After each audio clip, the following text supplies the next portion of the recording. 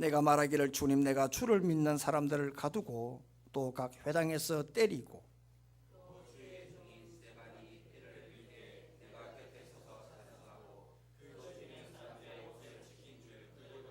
나더러 또 이르시되 떠나가라 내가 너를 멀리 이방인에게로 보내리라 하셨느니라.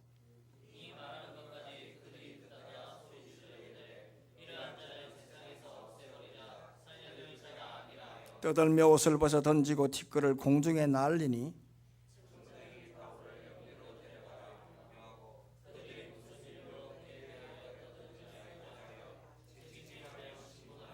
가죽줄로 바울을 매니 바울이 곁에 서 있는 백부장들이 이르되 너희가 로마 시민 된 자를 죄도 정하지 아니하고 채찍질할 수 있느냐 하니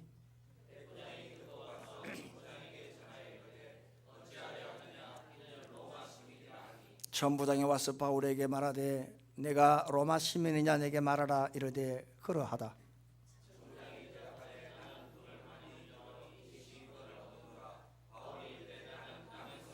신문하려던 사람들이 곧 그에게서 물러가고 천부장도 그가 로마 시민인 줄 알고 또 그 결박한 것 때문에 두려워하니라.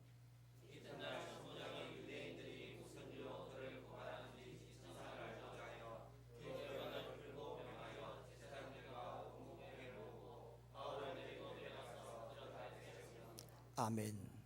한국의 헬렌 켈러라고 이렇게 별칭이 붙은 실로암 안과병원장인 김선태 목사님의 말씀을 좀 드리고 싶습니다.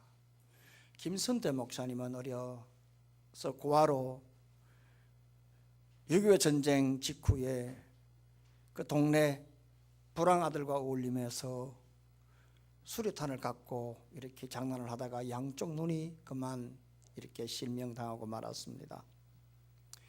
저주받은 인생처럼 양아치 생활을 하며 성장을 했습니다. 지금 사람들은 양아치라고 하면 잘 모르겠지만 우리 세대는 양아치라고 하면은 그림이 훤히 그려지는 그런 모습이었습니다.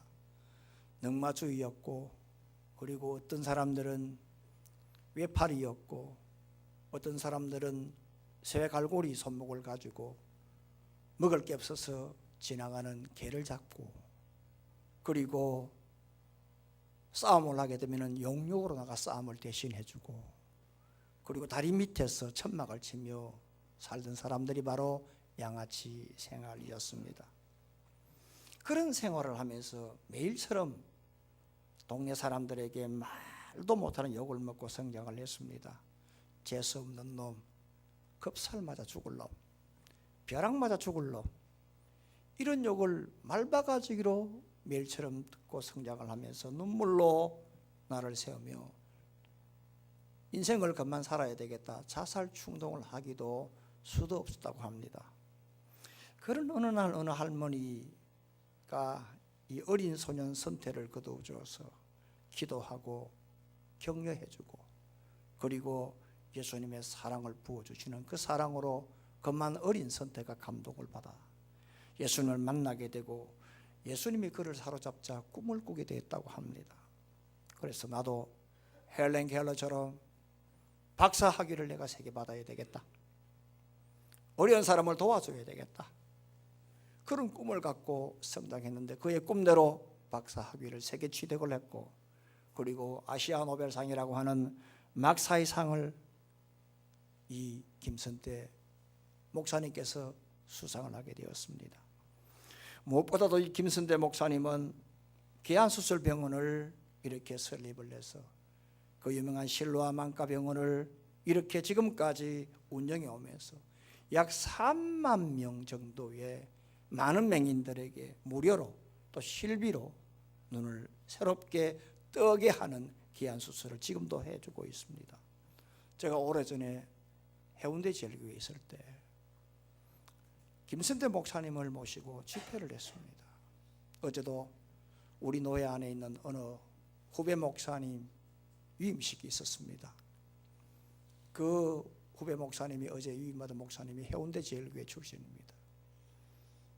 제가 어저께 이제 노회장으로서 가보니까 옛날 참 저를 사랑해 줬던 그 당시에 다 지금 은퇴하셨죠. 지금도 우리 교회에서 기도하고 있는 장로님 권사님들이십니다. 몇 년 전에 통영에 우리 장로님들 오셨을 때 그때의 우리 장 권사님 또 우리 김 권사님께서 그때의 미역, 멸치 크게 선물해 주신 것으로 제가 알고 참 어떻게 감사의 보답을 못했습니다. 참 어제 가보니까 다들 이렇게 늙으셨지만 참 품위 있게 늙는다. 할렐루야. 참 어저께 저거 만나고 참 감사했습니다. 제가 과거에 해운대 제일교회에 있을 때 김선태 목사님을 모시고 그 집회를 하는데 얼마나 이분이 위태가 있는지요. 맹인이 아니에요. 얼마나 성격이 밝은지요. 얼마나 겸손한지. 이렇게 옆에 계단을 내려가는데 우리가 조심해서 우리가 이렇게 좀 계단 내려갈 때 약간 발을 삐딱할 수 있잖아요. 뭐라는 줄 아십니까? 눈 맑은 사람이 앞만 보는 나보다 그렇게 흔들거려요? 보통 사람 그런 말 못해요. 우리를 얼마나 안심시키고. 그리고 마지막 날에 제가 피아노를 좀 친다 그래요. 피아노를 좀 친다. 건반 앞에서 4주를 가까이 찬양을 하는데 좀 기가 막힌 찬양을 합니다. 할렐루야. 제가 이것을 보면서요, 과연 무엇이 사람을 이렇게 변화시킬까? 무엇이 인생을 이렇게 혁명을, 참 이렇게 이노베이션, 이 인생을 이렇게 바꿀까? 성령입니다. 성령만이 사람을 바꿉니다. 이건 지식도 아니에요. 학벌도 아니에요. 오직 하나님이 손을 붙잡을 때 가능한 것입니다. 그의 역사입니다. 주의 영이 사람을 붙잡을 때 인생이 바뀌는 것입니다. 며칠 전에 15일날 보니까 우리나라 보건사회연구원에서 재미있는 통계를 냈더라고요. 지난 45년간, 그러니까 정확하게 1970년부터 2015년까지 결혼하는 혼인 유형에 대해서 그 분석을 해서 결과를 발표를 했는데요, 결혼하는 남자 여자의 교육 수준이 똑같은 동질혼에 대한 변화의 그 결과를 발표를 했어요. 1970년에는 남자 여자가 그 교육 수준이 비슷한 동질혼이 58.1%였어요. 그런데 지금 3년 전에는 몇 프로느냐 하면 78.5%예요. 그러니까 옛날에는 비슷하게 결혼한 사람이 58%인데 지금은 78%예요. 예, 점 빼고요.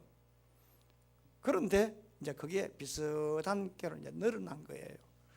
그런데 교육 수준이 서로 다른 그런 이질혼이 어떻게 달라졌느냐 하니까 옛날 40년 전에는 41.9%였는데 지금은 21.5%로 엄청나게 내려갔어요.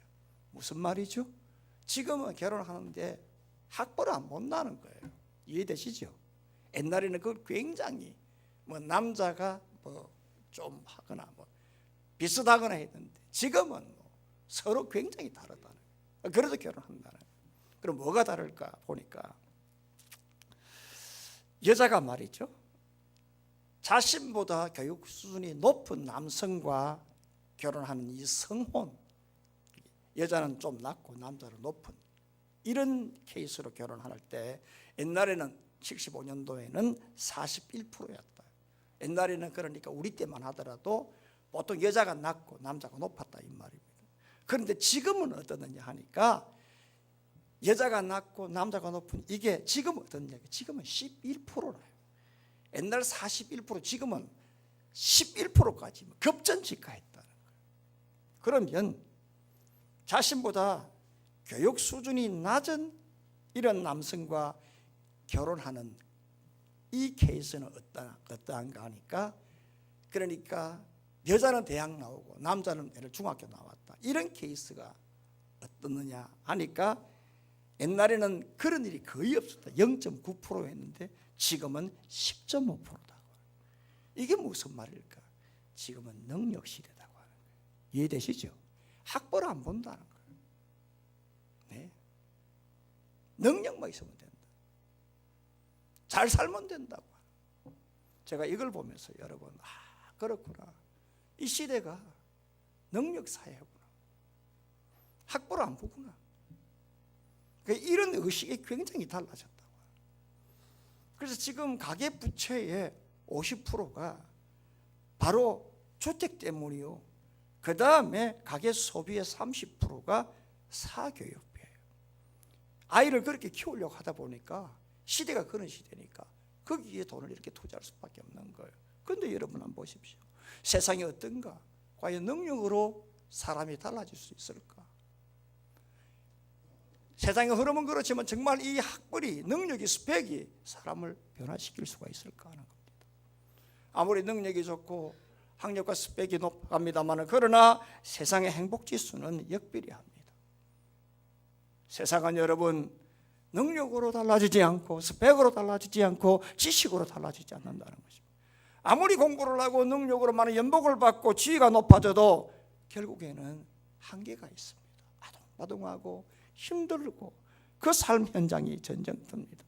따라서 사람이 변하지 않는 한 항상 그 마음은 잿빛입니다. 사람이 변하지 않는 한 그 심령은 항상 타들어가는 수렁입니다. 하고한 날 근심과 걱정과 염려로 살아갈 수밖에 없습니다.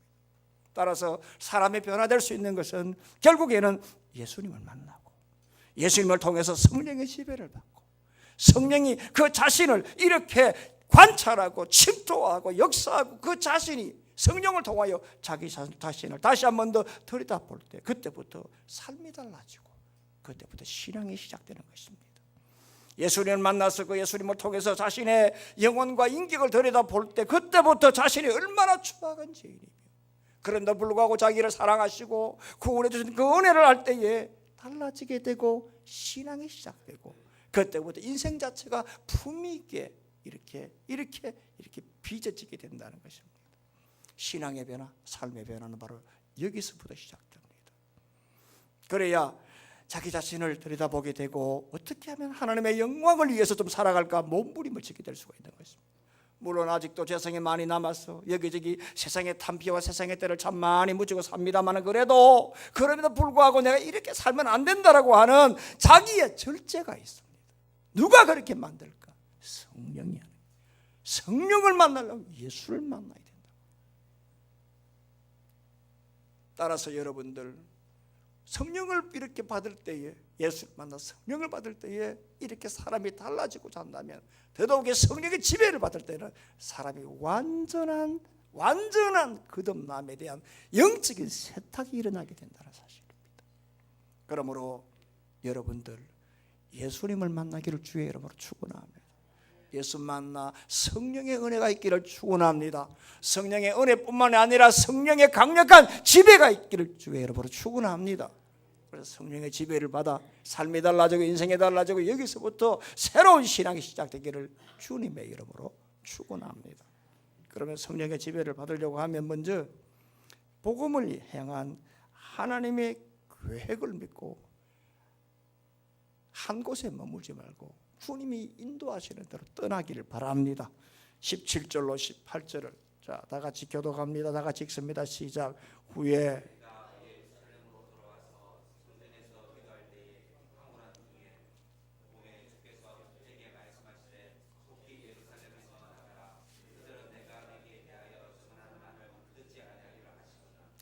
사도 바울이 다메섹으로 갈 때에 강렬한 빛으로 엎드러졌을 때 그 강렬한 빛으로 시력을 완전히 잃어버리고 말았습니다. 사도 바울이 다메섹으로 갈 때에 거기에 눈은 완전히 사람을 죽여야 되겠다라고 하는 그러한 정오의 눈빛으로 이글거렸고 그리고 강렬한 빛빛으로 물들었을 것입니다. 그러나 사도 바울이 그 다메섹 도상에서 하늘의 빛을 받자마자 그가 한순간 시력을 잃어버리고 그리고 동료들의 손에 끌려서 다메섹으로 들어갔다고 성경 11절은 그렇게 말씀합니다. 그때 여러분 사도 바울의 심정이 어떠했을까? 얼마나 절망했을까? 그러나 사도 바울은 세상의 눈이 감기자 그때부터 하늘의 문이 열리기 시작했던 것입니다. 세상의 눈이 감겨야 하늘의 문이 열리는 것입니다. 그러자 그때부터 내가 지금까지는 내 자신을 위해 살았습니다만, 그러나 이제는 내가 내 자신을 위해 사는 것이 아니라 내가 주를 위해 살아야 되겠다는 것을 알고 자신의 인생을 내려놓고 그때부터 하나님의 손을 잡고 그때 새롭게 신앙을 하기를 시작했고, 예수를 만나고 성령의 빛을 받자 그의 삶이 달라지기 시작했던 것입니다. 그래서 동료들의 손에 끌려서 그가 다메섹으로 들어갔을 때 하나님께서 예비하신 사람을 만나게 되는데, 바로 그 사람이 바로 아나니아라는 사람이었습니다. 사도 바울은 아나니아라고 한 사람을 한 번도 만난 적이 없는 생면부지의 사람이었습니다. 그러나 사도 바울은 하나님께서 바울을 타치하시고, 그리고 그 인생이 달라지고 신앙을 시작하는 바로 그때에 하나님께서는 아나니아를 준비시켜서 사도 바울을 만나게 해주셨습니다. 하나님께서 쓰시고자 하시는 사람, 하나님께서 계획을 갖고 있는 사람, 그런 사람들, 이 자리에 계시는 우리 모두, 저와 여러분들, 하나님께서 우리를 불러주셨고, 아멘. 하나님이 쓰시고자 지금도 하나님의 원대한 계획을 갖고 계시고, 아멘. 하나님께서 우리는 알 수 없으나 우리의 생각보다 높으신 하나님의 계획을 가지고 앞날에 우리의 그림을 그리고 우리를 통해서 자신의 기쁨을 하나님께서 얻기를 원하신 하나님께서는 분명코 사도 바울에게 아나니아를 만나게 하신 하나님의 섭리가 있듯이 우리도 하나님의 섭리대로 우리의 아름다운 곳으로 인도하시고 귀한 사람을 만나게 해주실 줄 믿기를 바랍니다. 사도 바울이 이러한 인생을 살았고 이런 길을 걷기를 시작을 했습니다. 이것이 바로 하나님의 섭리였고 하나님의 높은 경륜이었습니다. 이렇게 하나님의 인도로 다메섹으로 이렇게 들어간 친구들, 동료들의 손에 끌려서 들어간 이 사도 바울이 아나니아를 만나서 안수를 했을 때에 눈에 비늘이 벗겨졌습니다. 그리고 세례를 받았습니다. 그리고 그리스도인이 되었습니다. 그리고 난 다음에 사도 바울이 얼마나 달라졌는지 거기에서 미친 듯이 예루살렘에서 주 예수 이름을 증거했습니다. 그러니까 다메섹에 있는 유대인들이 너무나 황당했습니다. 저 친구 저거 며칠 전만 하더라도 우리 편인데 저 완전 미쳐버렸나? 저 돌아버렸나? 저기 왜 우리의 옛날에 아군인데 왜 지금 우리의 적군인가? 왜 저 친구는 지금 피하 구분이 안 돼? 왜 저 친구는 저렇게 지금은 저로 하늘 천지를 몰라? 여러 가지 말들이 많고 저 순 안 되겠다 싶어서 죽이려고 했을 때 사도 바울이 그날 밤에 그의 동료들에 의해서 성벽에 광주리를 이렇게 담아서 예루살렘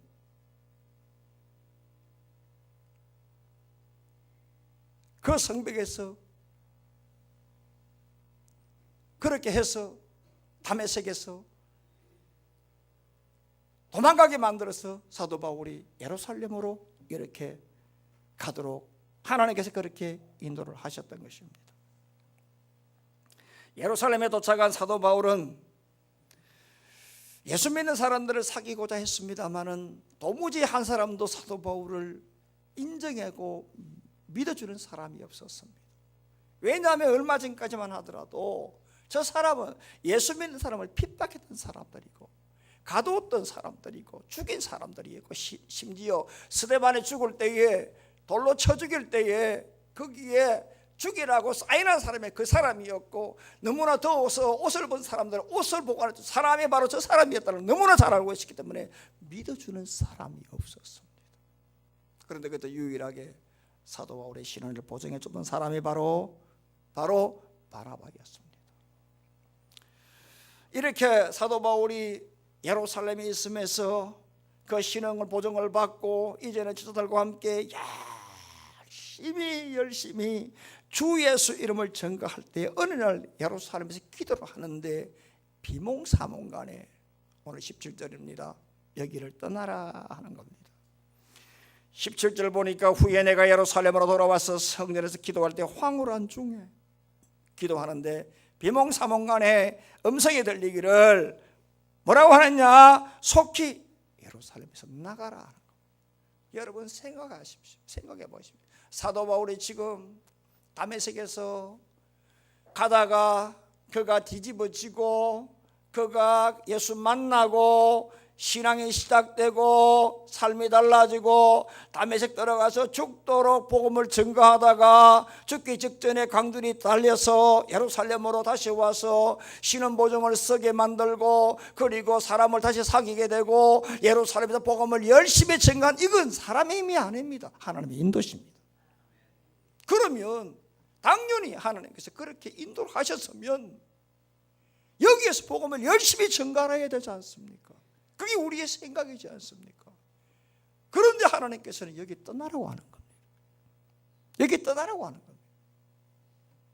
이게 왜 이럴까? 왜 이럴까? 하나님의 인도하심은 여기에 머물기를 원하지 않는다는 겁니다, 여러분. 아멘. 하나님의 인도하심은 이 자리에 있기를 원하지 않는다고 하는 것입니다. 하나님께서 예수를 믿게 만들고 변화시켜 주시고 인생을 다르게 만들고 복음의 사람 하나 만들고 예수의 사람 하나 만들어줬다고 한다면 오늘 내가 가진 이 복음을 이 자리에 머물지 말고 나가라고 하는 겁니다. 복음을 이방인들에게 전파하라고 하는 것입니다. 복음을 나가서 나와를 부르라고 말씀합니다. 여러분, 오늘 우리가 이 말씀을 보면서 우리가 참 신앙의 가책을 가져야 합니다. 나는 지금 내가 가지고 있는 이 복음, 하나님의 인도로 지금까지 왔습니다. 할렐루야. 하나님의 인도하심을 지금 우리 이 자리에 앉아 있습니다. 아멘. 수도 없는 하나님의 그러한 은혜로 여러 가지 절벽과 여러 고난, 여러 가지 문제를 내가 감당할 수가 없고 앞이 캄캄할 때 하나님께서 막아주시고 건너게 하시고 뛰게 하셔서 안아주셔서 오늘 이 자리까지 왔습니다. 우리는 이 인도하심에 감사합니다만, 그러나 정작 우리가 모르는 하나님의 인도하심의 그 본래의 뜻은 뭐냐 하면, 내가 은혜 받았나? 그럼 너가 여기 있지 마. 나가서 복음을 전해. 아멘. 이게 하나님의 뜻이라 이 말이에요. 우리는 하나님의 인도하심 여기에서만 감사하고 오늘 이곳까지 인도하신 하나님의 은혜만 감사하는데, 아니라 하나님의 인도하심은 우리의 생각과 다르다고 하시죠. 지금까지 인도했다면 너희들 가라. 그래야 내가 너희들 더 크게 인도하시고 더 바른 길로 그리고 더 넓게 인도해 주시겠다고 하시는 메시지가 이 본문 안에 있다는 것입니다. 여러분, 복음이라고 하는 것은 연결된다고 하는 것, 링크라고 하는 것. 그래서 요한복음 1장, 2장, 3장, 4장, 제가 옛날에 여러분 성경 공부할 때 또 제자 훈련할 때 그런 소리를 내가 참 많이 한 것 같은데, 사도행전을 여러분 한번 보시면 사도행전의 복음에 대한 과정을 보면 연결이에요. 복음은 유대인들로부터 시작했어요. 복음은 오순절 마가 다락방에서 성령의 역사함으로 교회가 시작되었어. 아멘. 그러나 복음은 유대인에서 시작했지만 이방인이라고 하는 것이 하나님의 뜻이었어요. 오순절 마가 다락방에 성령의 임함으로 교회가 시작되었지만 이 복음이 예루살렘에 있는 것이 아니라 세상 전체까지 이렇게 퍼져나가자 하나님의 뜻이었어요. 그래서 사도행전 9장을 보게 되면 오늘 본문이 나와 있잖아요. 사도 바울이 사도행전에 자기 간증 3번, 첫째 간증이 바로 사도행전 9장이잖아요. 사도 바울은 거기에 있기를 원했어요. 네, 있기를 원했어요. 그리고 8장까지는 사도 베드로가 유대인들에게 복음을 전거했어요. 그리고 9장에 넘어와서 사울이 회심을 하고 이제는 있으려고 했어요. 그런데 하나님께서는 뭐라고 하느냐? 성령을 통하여 이방인으로 가라고 말씀을 하고 있어요. 이것을 좀 더 구체적으로 우리에게 보여주기 위해서 하나님이 하나의 모델로 끄집어낸 인물이 누구냐 하면 바로 사도행전 10장의 고넬료 사건이에요. 고넬료는 로마의 백부장이에요. 어느 날 베드로가 요파에서 기도하고 있는데 하늘에서 보따리가 막 내려와요. 부정타는 재물이 막 내려와요. 안 먹겠다고 했어요. 베드로는 사도입니다. 그러나 유대인입니다. 이 말이 무슨 말이냐 하면 나는 이방인에게 가지 않겠다고 하는 것입니다. 그런데 하나님께서는 결국에는 가라고 말씀을 합니다. 제가 말씀했죠. 8장까지는 유대인에 대한 복음이었습니다. 그러나 하나님은 복음이 유대인에게만 허락되는 거 원하지 않았습니다. 그래서 9장에 사울이라는 사람을 변화시켜서 이방인대로 가라고 하는 사인을 해주시고, 그 하나의 구체적 사건으로 10장에 고넬료를 통해서 복음은 유대인에게만 아니라 로마 사람 이방인에게도 전거해야 된다. 아멘. 이것이 하나님의 섭리라고 말씀을 하고 있습니다. 사도 바울 역시도 이 뜻을 몰랐습니다. 그가 은혜 받고 1차 전도 마치고 2차 전도를 시작할 때 당연히 자기의 생각은, 복음은 유대인에서 이방으로 왔습니다만 그 이방 복음 가운데 자기의 생각은 동양에서만 이루어지기를 자기는 원했습니다. 그런데 그가 유럽 초입에 있는 이 트로아에서 그가 도저히 하나님께서 예수의 동양으로, 그리고 이 터키 북부 지역의 복음을 전거하는 이 갈라디아 여기에 사는 것은 예수에게 허락하지 아니었어요. 왜 이럴까? 기도의 사람이었던 이 사도 바울이 기도하니까 뭐라고 하냐? 환상 가운데 이 갑바독이 아니요 여기 거기에서 여러분 마케도니아에서 환상 가운데 건너와 우리를 도우라라고 했던 바로 그 환상을 보고 그때야 복음은 여기에서 동양에서만, 아시아에서만 이렇게 머무는 것이 아니라 복음은 저기까지도 가야 된다고 하는 것입니다. 유럽까지도 가야 된다고 하는 것입니다. 그러므로 여러분 복음을 한번 보십시오. 베드로의 생각은 유대인에게만 머물기는 원했다고 하는 거예요. 그러나 복음은 유대인에게만 아니라 온 이방인들에게 퍼지기를 원하는 하나님의 생각이었다고 합니다. 사도 바울의 생각은 복음은 유대인에서 이방인으로 왔습니다만 자기의 생각은 아시아에 머물기를 원했습니다만 하나님의 생각은 아시아가 아니라 유럽까지 가기를 원했다는 것입니다. 그러므로 여러분, 복음이라고 하는 것은 유대인을 통해 왔습니다만 그러나 이방인까지 전달되기를 하나님은 원했고, 복음이라고 하는 것은 오순절 예루살렘을 통해 나타났습니다만 땅끝까지 전파되기를 원했던 것이 하나님의 섭리였습니다.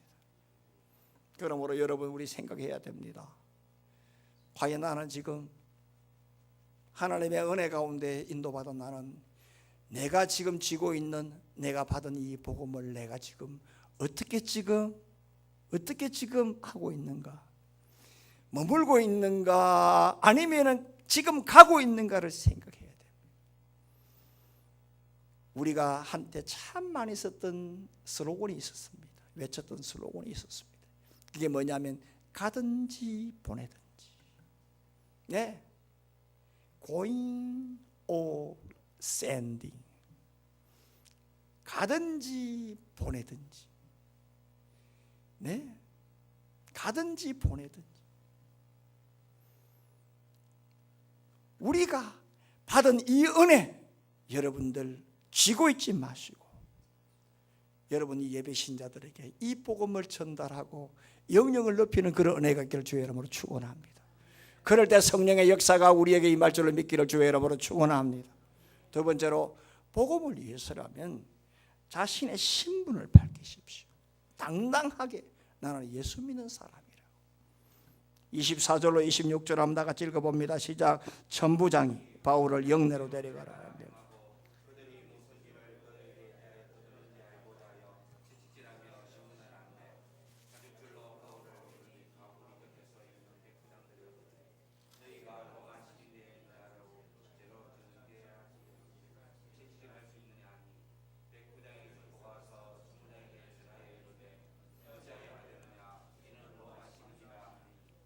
여러분, 사도 바울이 이제 다메섹에서 복음을 전거했을 때 유대인들이 너무나 황당해서 사도 바울을 죽이고자 했을 때에 사도 바울이 예루살렘으로 도망을 갔다는 말씀을 드렸습니다. 사도 바울이 지금 이 말씀은 사도 바울이 지금 옛날 얘기를 하고 있는 중입니다. 여러분들 본문을 보고 혼돈을 하지 마세요.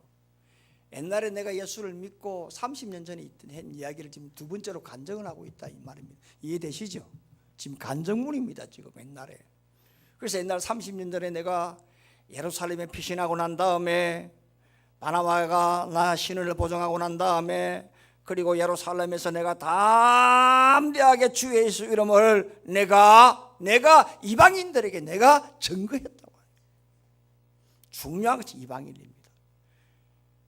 그런데 유대인들의 생각은 바로 뭐냐 하면 복음은 이방인이 아니라 유대인에게만 있다. 그런데 사도 바울은 복음은 유대인이 아니라 이방인까지라고 하는 거예요. 그래서 하나님께서 이 복음을 위하여 너가 예루살렘에 있지 말고 이방인 떠나라. 그래 내가 갔다. 가서 내가 이방인 복음을 전거했다라고 하니까 여러분 보십시오. 22절 말씀을 보십시오. 유대인들이 말이죠. 예? 21절에 나더러 또 이르시다 떠나가라 내가 너를 멀리 이방인에게로 보내리라 하셨느니라. 바울이 그렇게 간증을 했어요. 그런데 이방인 갔다는 거예요. 그런데 22절에 보니 이 말하는 것까지 그들이 듣다가 유대인까지 들어줬는데 이방인에게로 가리라 라고 하는 말을 듣자마자 소리를 지르는 겁니다. 완전히 뚜껑이 열린 것입니다. 이런 자는 세상에서 없애버리자 살려둘 자가 아니다라고 그들이 발발발 뛰었다는 것입니다. 여러분, 그때 천부장께서 유대인들이 왜 저렇게 떠드는가 그 이유를 알고자 바울을 영내에 끌어다가 때리고 신문하고 그리고 난 다음에 가죽줄로 묶으라 명령을 했습니다. 그때 바울이 25절에 뭐라고 했냐? 나 이래 나온 여자야. 네? 나 로마 사람이야 라고 했어요. 나 로마 시민권자였어요. 이 소리를 백부장에게 하는데 백부장이 그 눈을 보고 시급을 해가지고 천부장에게 전달했습니다. 저 사람 로마 시민권자래요. 그 당시에 로마 시민권자 재판 없이 때리면은 불법이에요. 때리니까 그 사람이 다치는 거예요. 그런데 지금 재판 없이 지금 때리고 신문하고 그리고 가죽줄로 맨다. 이건 바로 천부장이 날아간 짓이에요. 천부장이 완전 쭈삣한 거예요. 정말로 로마 사람이냐? 그래, 난 로마 사람. 언제부터? 나는 나면서. 그러니까 천부장은 나는 돈 주고 샀는데. 그림만 한번 그려보세요. 얼마나 천부장 기가 죽겠어요. 이해되시죠? 네? 한번 예를 들어볼까요? 이 집사님 그 가방이 명품인데 그 누구 거요? 나 옛날부터 들고 있었는데. 그럼 나 뭐랍니까? 나 얼마 전에 샀는데 이거 억수로 비싸던데. 그 누가 쪼려요? 내가 쪼리지. 이 사람은 벌써 옛날부터 가지고 있었던 거예요. 있는지 없는지 모르겠지만. 아니 어느 사람은 나면서부터 로마 시민권자라고 그러고 어느 사람은 돈 주고 샀다 그러니까 얼마나 쪼리겠어요. 여러분, 우리가 여기 생각하는 거예요. 왜 사도 바울이 왜 진작 이 로마 시민권에 대해서 이야기를 했으면 맞을 필요가 없잖아요. 아멘이죠? 맞을 이유가 없잖아요. 그리고 만약 이런 상황 같으면 로마 시민 같으면 그만 정죄 스탑. 나 너희들 재판 안 받겠어. 나 로마 황제에게 내가 재판 받겠어. 상소할 수 있어. 권리가 있으니까 얼마든지 그런 소리 할 수 있어. 그런데 왜 지금 이 소리를 지금 하는 거예요? 이 건이 여러분 사도행전 16장에도 그대로 나타나잖아요. 사도 바울이 빌립보에서 죽도록 맞잖아요. 그때에 옥도가 흔들려 가지고 그때 죽도록 패던 그 간수가 회심을 하잖아요. 그리고 난 다음 아침이 되니까 세상에 그 고위 간부들이 바울하고 실라를 갖다 집으로 가라고 하니까 지금 그 밤에 그렇게 때리고 그리고 구원의 은혜 받은 간수가 그 소리 안 그래도 미안해 죽겠는데 집에 가라고 명령을 하니까 자기가 전달해주는 얼마나 고마워요. 그러니까 막 불이 나게 가가지고 바울 선생님 집에 가래요. 자기는 그래도 뭔가 좀 이래 이제 전달하면서 뭔가 좀 미안한 마음을 좀 자기는 좀 이렇게 좀 면했다 싶어 하는데 바울이 뭐라고 했느냐면 로마 사람인 나를 때리고 강금한 이것도 부족한데 너희들 마음대로 때리고 너희들 마음대로 가라고 하느냐 하니까 간수가 시급을 해가지고 다시 뛰어가잖아요. 이 사람 로마 사람이. 그리고 고위 간부가 불이 나게 내려와가지고 죽었다 미안하다고 제발 조용히 좀 하고 좀 가라. 바울이 왜 이렇게 결정적인 순간에 자신의 신분을 밝힐까? 맞고 매맞는 것이 바울의 인생의 모든 복음을 위한 하나의 수단이었습니다. 그러나 맞고 매맞는 것으로 통하여 복음이 증거되는 건 있지만 필요할 때는 자신의 신분을 드러내서 복음이 증거되고 복음의 유익이 될 수 있다면 자신의 신분을 밝힌 것입니다. 여러분, 아멘. 오늘날 참 많은 사람들, 우리 기독교인들 가운데 자신의 신분을 드러내지 않는 분들이 참 많습니다. 소위 말하는 007 신자가 참 많습니다. 세모형 신자가 참 많습니다. 한때 옛날 우화 중에 동굴 안에서 이렇게 길짐승과 날짐승, 날짐승과 길짐승이 싸울 때 박쥐가 구경을 하고 있었습니다. 길짐승이 이길만 하면 박쥐는 발을 이렇게 내면서 난 이 편이다. 그런데 날짐승이 이길만 하면 박쥐가 날개를 내면서 난 이 편이다. 그런데 길짐승, 날짐승의 싸움으로 너무 지쳐가지고 우리 휴전하자. 휴전하다 보니까 세상에 박쥐가 양편을 다 들은 거예요. 그래서 길짐승, 날짐승이 나가면서 너는 여기 살아라. 그래서 박쥐는 평생도록 동굴 안에 살았다. 믿거나 말거나 이야기입니다. 여러분, 우리의 신분은 우리의 이마에 예수의 영이 있습니다. 아멘. 그래서 여러분, 제가 여러분들 계시록 옛날 강의를 할 때 신자의 자아상의 설교를 할 때에 절대 우리의 영적인 모자를 쓰고 다니면 안 된다. 고개를 들으라고. 아멘. 사람에게 가장 예의가 있는 우리의 주임새도 상대를 향하여 고개를 15도 들 때입니다. 눈을 마주치고 그러냐고, 네? 그러냐고. 여러분, 제자 훈련할 때 많이 했지 않습니까? 마지막 적용 시간에 서로의 디스커션 할 때에 경청이 얼마나 중요합니까? 그러냐고, 그러냐고. 고개 숙여 보십시오. 고개 숙일 일은 딱 하나입니다. 이상한 여자가 올 때 고개 숙이고 해야지. 눈 맞추고 이야기하면 좀 미투 걸립니다, 여러분. 세상이 그런 세상입니다. 우리가 여러분 이제 생명을 우리가 맞이할 때 지금은 마신데이, 그러나 이제는 5월달 가면 이제는 오라데이, 온데이.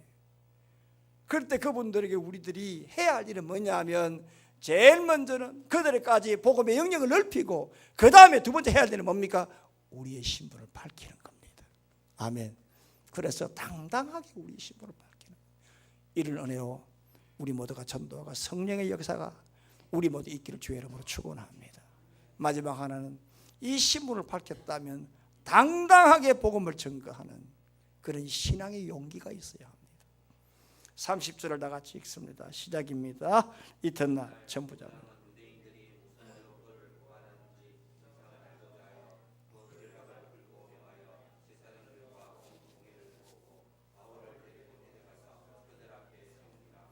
천부장이 사도 바울이 로마 사람이라는 소리를 듣고 감당이 안 되는 겁니다. 그래서 결박을 풀어주었습니다. 때리는 것은 물론 중지했습니다. 그리고 자기가 직접 재판할 수가 없었습니다. 그래서 유대인들과 천부장을 불러가지고 위탁 재판을 시켰습니다. 자기가 직접 재판 못할 때는 상회에 이렇게 부탁을 해서 위탁 재판을 할 수가 있습니다. 예를 들면 우리 교회는 당회가 있습니다. 그게 1차 치리기관입니다. 2차 치리기관은 노회입니다. 3차 치리기관은 총회입니다. 법으로 말하면 우리 당회는 지방법원에 해당되는 거죠. 노회는 고등법원에 해당되는 거죠. 총회는 대법원에 해당되는 거죠. 우리 당회가 교회 여러 가지 문제에 치리를 해야 될 치리기관입니다. 그런데 당회가 이거 애매하다, 어떻게 당회가 우리 같은 교인을 치리할 수 있을까, 이렇게 애매할 때는, 도무지 안 될 때는 노회에 이렇게 위탁을 내서 이런 문제 재판해 주십시오라는 것이 위탁 재판입니다. 아멘. 이렇듯이 지금 이 천부장이 자기는 시민권을 돈 주고 샀다는 거예요.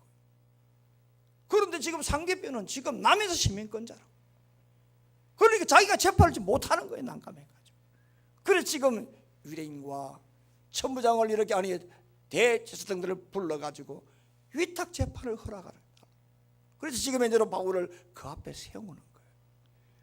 그리고 난 다음에 지금 사도 바울이 지금 재판을 받을 때에 그 앞에 지금 서 있는 사람들은 다 빵빵한 사람들이, 기세가 등등한 사람들 아닙니까? 제사장들은 바로 자신의 생명 여탈권을 쥐고 있는 사람 아닙니까? 제사장의 지금 판결 하나에 따라서 지금 사도 바울이 지금 어떻게 될지 모르잖아요. 그러니까 지금 자기 신의 생명줄을 쥐고 있는 사람이 바로 제사장이에요. 기세가 등등하잖아요. 그러나 사도 바울은 뭐예요? 지금 죄수 입장 아닙니까?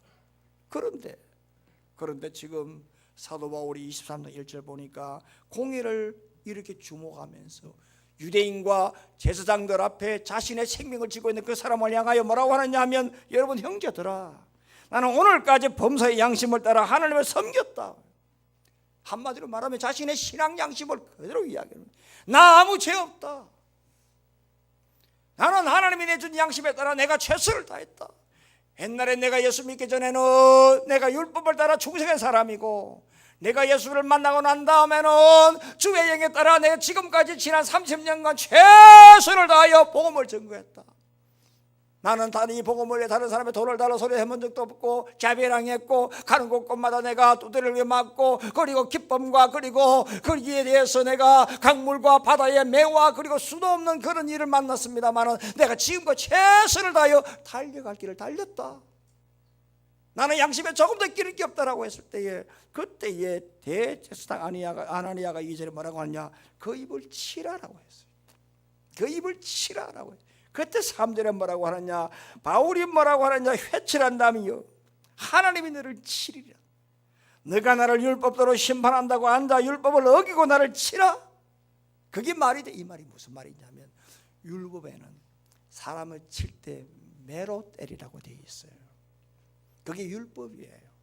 그런데 손으로 때리라, 입을 치라, 이게 아니에요. 다시 말하면 율법을 잘 안다고 하는 대제사장인 당신이 스스로 율법을 어기면서 사람을 그렇게 때리냐, 이해되시죠? 그 말이에요. 율법을 아는 사람한테 율법대로 하라 말이에요. 때리면 매로 때리라는 거예요. 입을 치는 것은 그건 아니라고 하는 거예요. 이 얘기는 다음 시간에 얘기를 하고요. 지금 사도 바울이 지금 말하는 중심이 뭐냐 하면, 이런 폭압적이고 이런 강압적인 분위기 앞에서도 자신의 신앙을 고백했고 복음을 증거한 신앙 용기가 오늘 우리에게 도전을 주는 것입니다. 아멘. 여러분, 복음을 증거할 때 자신의 신앙 용기를 가지는 게 여러분 쉽지 않습니다. 그러나 복음을 증거할 때 그런 강압 분위기에서 뚫고 나갈 수 있는 것은 평소의 기도입니다. 평소의 기도를 하고 하나님이 나를 붙잡아 줄 것이다. 이런 강한 확신이 들 때는 어떤 상황이든지 그 입을 치라라고 했을 때에 내가 율법을 안다는 사람이 율법을 어기느냐라고 강하게 대받아칠 수 있는 것입니다. 이게 바로 신앙 용기입니다. 사랑하는 성도 여러분, 우리 모두는 다 이 시간에 참 신앙을 하고 있습니다. 힘들게 삽니다. 예수 믿기가 쉽지 않습니다. 그러나 하나님이 원하시는 것은 너가 신앙을 하느냐? 그러면 내가 달라져야 한다. 내가 예수를 믿느냐? 다름의 미학이 필요하다 말씀합니다. 예수 믿는 사람은 차별이 아니라 구별되어야 된다고 말씀합니다. 아름다운 모습을 보여주라고 하는 것입니다. 이렇게 우리가 다름의 미학, 변화의 모습을 보려고 하면 예수를 만나고 성령의 지배를 받아야 합니다. 오늘 이 시간에 여러분, 이 본문의 말씀을 통해서 다시 한번 더 하나님께서 나에게 이런 복음의 은혜로 지금까지 나를 인도해 주셨다면, 인도해 준 그 하나님의 계획은 오늘 여기에 있는 것이 아니라 내일에 있다는 걸 알고 이 자리에 머물지 마시고, 여러분 하나님의 복음의 계획에 따라 하나님이 인도하시는 내일까지 떠나시고, 그리고 필요할 때는 내 자신이 예수 믿는 사람에 당당하게 나의 이마에 있는 예수의 영을 자랑하시고 어떤 경우든지 약고죽지 마시고 당당하게 복음을 증거하는 신앙 용기로 이 한 주 성령의 지배를 받고 멋지게 승리하시는 이 한 주가 되기를 주의 이름으로 축원합니다. 살아계신 하나님 아버지, 은혜와 사랑 감사합니다. 오늘 우리에게 예수 믿게 하시고